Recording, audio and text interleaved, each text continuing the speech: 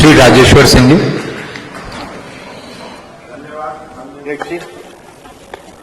आपने मुझे माननीय राज्यपाल महोदया जी के अभिभाषण पर बोलने का अवसर दिया, इसके लिए मैं सर्वप्रथम हृदय से आपका आभार व्यक्त करता हूं। मैं माननीय राज्यपाल महोदया के अभिभाषण के प्रति अपना पूर्ण समर्थन व्यक्त करता हूं। सरोजनी नगर की जनता का आभार व्यक्त करता हूं, जिसके कारण मैं यहाँ पे आज खड़ा हूं। मान्यवर, देश के सबसे बड़े राज्य उत्तर प्रदेश की 18वीं विधानसभा के निर्वाचित सदस्य के रूप में पहली बार इस ऐतिहासिक सदन में अपनी बात रखने का मुझे मौका मिला, यह मेरे लिए अत्यंत गौरवपूर्ण है। नेता सदन के रूप में माननीय मुख्यमंत्री योगी आदित्यनाथ जी की छत्र छाया में इस सदन का सदस्य होना इस गौरव को कई गुना बढ़ा देता है। योगी जी पदचिन्हों पर चलने वाले व इतिहास को दोहराने वाले नेता नहीं है, बल्कि पदचिन्ह बनाने वाले और इतिहास को गढ़ने वाले नेता हैं।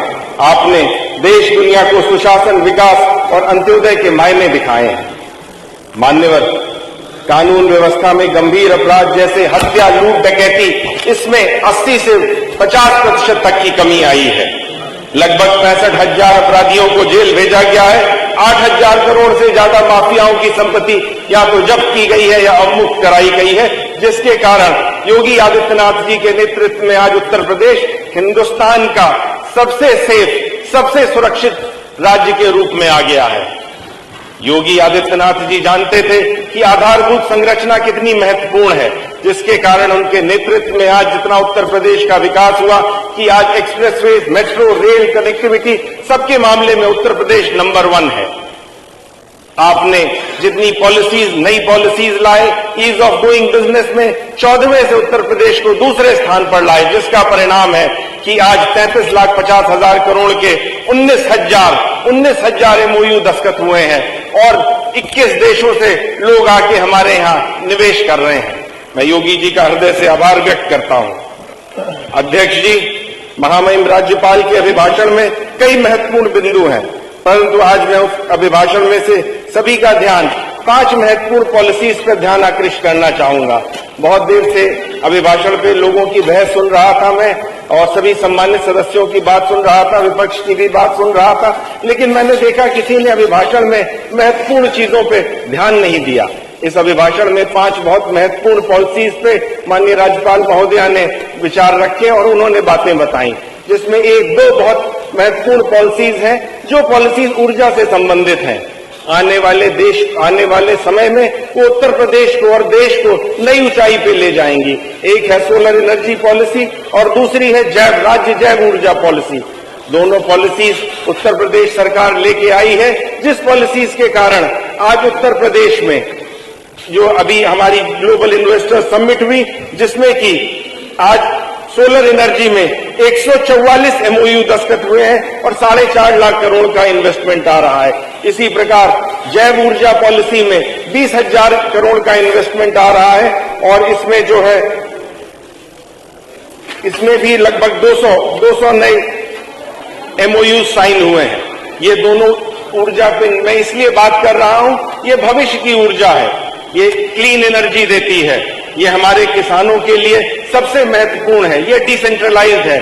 चाहे जैव ऊर्जा हो, चाहे सोलर ऊर्जा हो, ये उत्तर प्रदेश की दिशा को बदलेंगी, किसान की आय को दुगना करेंगी, किसान को आगे लेके जाएंगी। कुछ दिन पहले, 2 दिन पहले मैं सुन रहा था हमारे विपक्ष के एक सदस्य जो है बात उठा रहे थे प्रदूषण की। प्रदूषण नियंत्रण के लिए ये दोनों पॉलिसीज, चाहे सोलर पॉलिसी हो, चाहे हमारी ये बायो एनर्जी पॉलिसी हो, दोनों बहुत महत्वपूर्ण है। बायो एनर्जी पॉलिसी इथेनॉल के उत्पादन को बढ़ावा देती है। माननीय अध्यक्ष जी, इथेनॉल को हमारी टीम, हमारे यहाँ के माननीय मंत्री लोग ब्राजील भी गए थे। उदाहरण देना चाहता हूँ ब्राजील का। ब्राजील ऐसे छोटे से एक देश में जिसको आज शुगर केन इकोनॉमी, जिसको आज इथेनॉल इकोनॉमी के रूप में जाना जाता है, वहां की 2,75,00,000 गाड़ियां इथेनॉल से चल रही हैं। इथेनॉल ने पिछले 6 साल में ब्राजील का रुख बदल दिया है, प्रदूषण को 50% घटा दिया है। आज उत्तर प्रदेश इथेनॉल पॉलिसी लाए हैं योगी आदित्यनाथ जी और जैव ऊर्जा पॉलिसी लाए हैं। इसके कारण आने वाले समय में उत्तर प्रदेश नई ऊंचाइयों को पाएगा और किसानों की आय दुगनी तो नहीं, उससे ज्यादा कई गुना बढ़ जाएगी। मान्यवर, इसके अतिरिक्त 3 और महत्वपूर्ण पॉलिसीज हैं जिसपे मैं ध्यान आकृष्ट करना चाहता हूं। एक है टेक्सटाइल पॉलिसी। टेक्सटाइल के लिए उत्तर प्रदेश में, देश में बहुत ज्यादा स्कोप है। आज हिंदुस्तान में 10 लाख करोड़ का टेक्सटाइल सेक्टर है। यदि 5 वर्ष इस पे और काम किया जाए तो यह 20 लाख करोड़ पहुंच सकता है।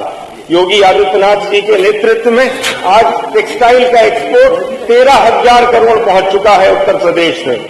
अगर इसी तरह से टेक्सटाइल सेक्टर में लगातार काम होते रहे तो टेक्सटाइल, जहां की उत्तर प्रदेश में हमारे पास कानपुर है जिसको मैनचेस्टर ऑफ द ईस्ट कहा जाता है, भदोही है जहां का कालीन विश्व प्रख्यात है, लखनऊ है जहां की चिकनकारी है।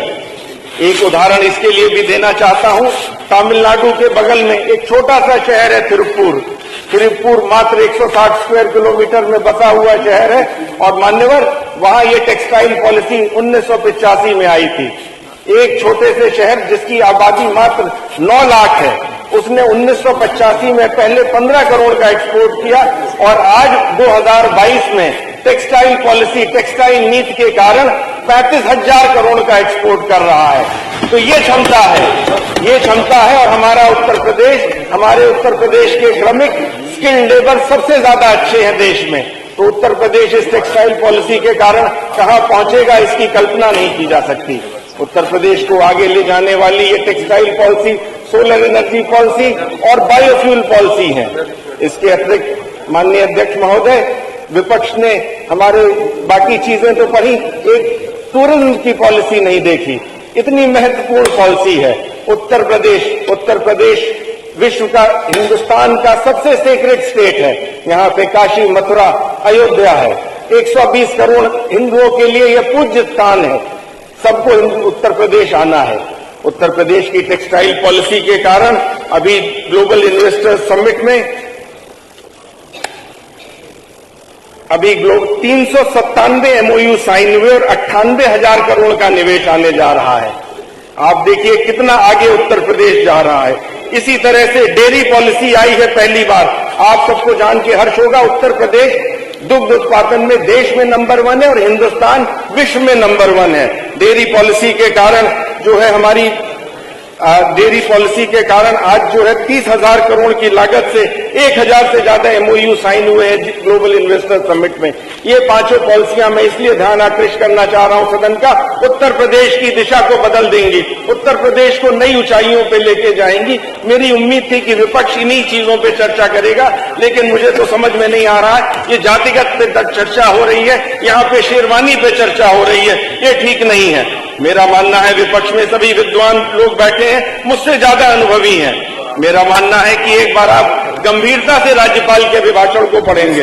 एक तरफ जहां मानव आज मंगल ग्रह पर जीवन की संभावनाएं तलाश रहा है, जहां पे मानव रहित कार बनाई जा रही है, जहां पे उड़ने वाली कार बन रही है, जहां पे रोबोटिक सर्जरी हो रही है, वहां आज इस सदन में 21वीं सदी में जाति पे बात हो रही है, शेरवानी पे बात हो रही है। ये शर्म की बात है, ये ठीक नहीं है। आने वाली पीढ़ियों के लिए ये चीज ठीक नहीं है।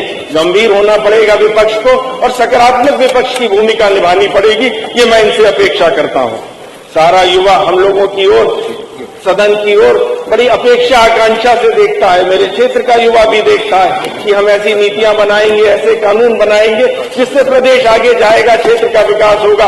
उसका नहीं इंटरेस्ट है ये जातीय चीजों में और धार्मिक चीजों में और तुष्टिकरण की राजनीति में। आपसे पुनः अनुरोध करूंगा विपक्ष से, सकारात्मक विपक्ष की भूमिका निभाएं।